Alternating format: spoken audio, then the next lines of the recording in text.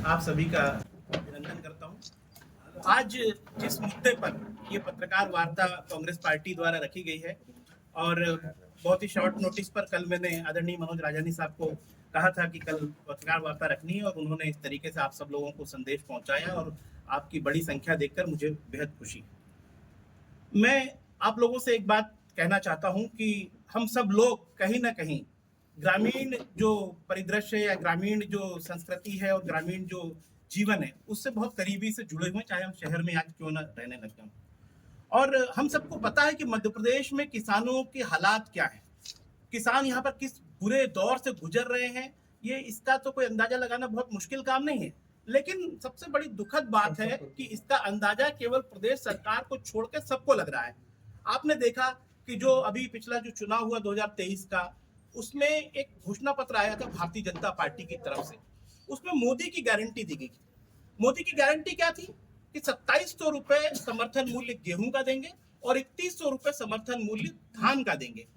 तो वो मोदी की गारंटी पूरी तरह से फर्जी निकली है, क्योंकि मैं नहीं समझता हूं कि किसी भी किसान को एमएसपी 2700 रुपए गेहूं की मिली है या 3100 रुपए धान की मिली है।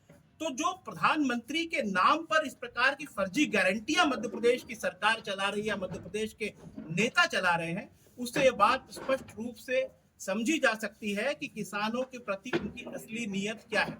मैं थोड़ा एक हट के एक बात कहना चाहता हूं कि आप सबको याद होगा कि हम सब के सामने आंकड़े आते थे तमाम तरीके के कि किसान आत्महत्याओं के मामले में मध्य प्रदेश सर्वोपरि है। पूरे शिवराज सिंह का कार्यकाल उसी में बीत गया, किसान आत्महत्याओं के उसमें। और जब मंदसौर में हमारे किसानों ने एक अपनी मांगों को लेकर जब आंदोलन किया, तो वहां पर जनरल डायर बने हुए शिवराज सिंह चौहान ने गोलियां चलवाई और 6 किसान उसमें शहीद हो गए थे, उनकी हत्या हो गई थी पुलिस के द्वारा। लेकिन और उस समय बात यह है कि कांग्रेस के नेता थे तत्कालीन उस समय ज्योतिरादित्य सिंधिया, जो आज भारतीय जनता पार्टी की सरकार में केंद्रीय मंत्री हैं। उन्होंने कहा था, और वो वीडियो आज तक लगातार वायरल है, कि शिवराज सिंह तुम्हारे हाथ किसानों के खून से रंगे हुए हैं। और आज उन्हीं केंद्रीय मंत्री की बातों को नकारते हुए अगर नरेंद्र मोदी जी ने शिवराज सिंह चौहान को देश का कृषि मंत्री बना दिया, मतलब किसानों का एक प्रकार से उनको पूरा चोर के हाथ में चाबी सौंप दी है कृषि मंत्री बना के। और कृषि मंत्री बनाने के बाद मैं समझता हूं कृषि मंत्री इसलिए बनाया गया है कि पिछले जो तीनों काले कानून नरेंद्र मोदी जी की सरकार लाई थी अपने क्रोनी कैपिटलिस्ट मित्रों को फायदा पहुंचाने के लिए, उन काले कानूनों को फिर से लाने की कहीं नियत तो नहीं है, क्योंकि उनको एक ऐसा आदमी चाहिए था जिसके ऊपर एक ठप्पा लगा हो कि किसानों से अच्छे से निपट सकता है। और मंदसौर कांड ने शायद मोदी जी को याद दिला दिया हो कि इनसे बेहतर कोई किसानों से निपट नहीं सकता। मैं समझता हूं पूरी तरह से एक प्रकार से किसानों के जख्मों पर नमक छिड़का गया है शिवराज सिंह को कृषि मंत्री बनाकर। तो मैं भारतीय जनता पार्टी की सरकार पर नियत खड़े करने के हिसाब से ये बात आपको उदाहरण दे रहा हूं कि कृषि मंत्री उस व्यक्ति को बनाया गया है जिसने किसानों की कभी कोई सुध नहीं ली।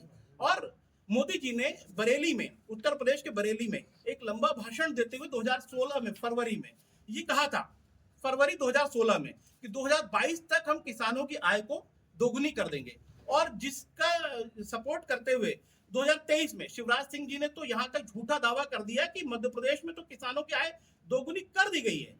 तो आप ये समझिए कि मध्य प्रदेश के बारे में आंकड़ा ये है कि किसानों की आमदनी 2015-16 की में भी 9,740 थी, जो अब घटकर 8,339 रुपए रह गई है। और ये मेरा आंकड़ा नहीं है, ये एक समिति, केंद्रीय संसदीय समिति ने रिपोर्ट दी लोकसभा में।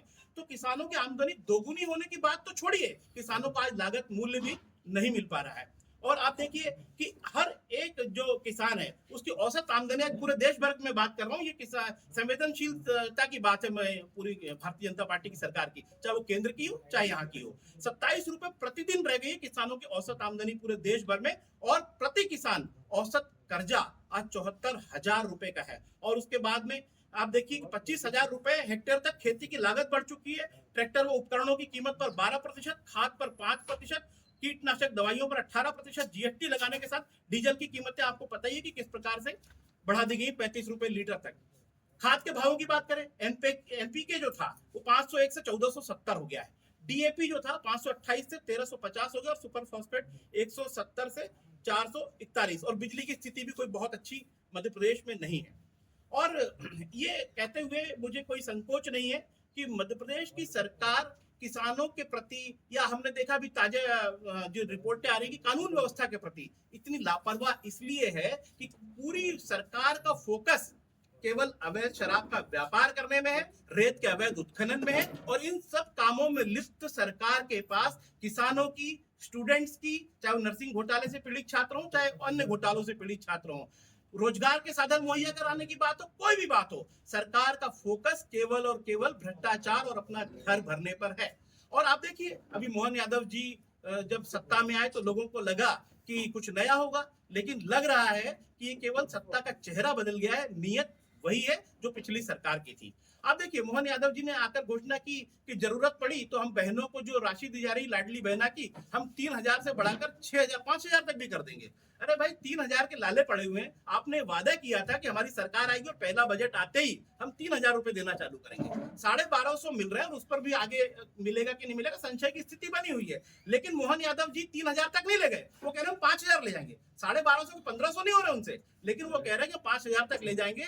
सरासर झूठी सरकार किसानों के हितों का बिल्कुल ध्यान नहीं रख रही है। और सोयाबीन की जहां तक बात है तो मोदी सरकार ने सोयाबीन का समर्थन मूल्य 3261 रुपए निर्धारित किया है, जबकि मध्य प्रदेश में ये बात सोयाबीन की उत्पादन की लागत और मूल्य आयोग है, उसने कहा था कि 4,455 रुपए प्रति क्विंटल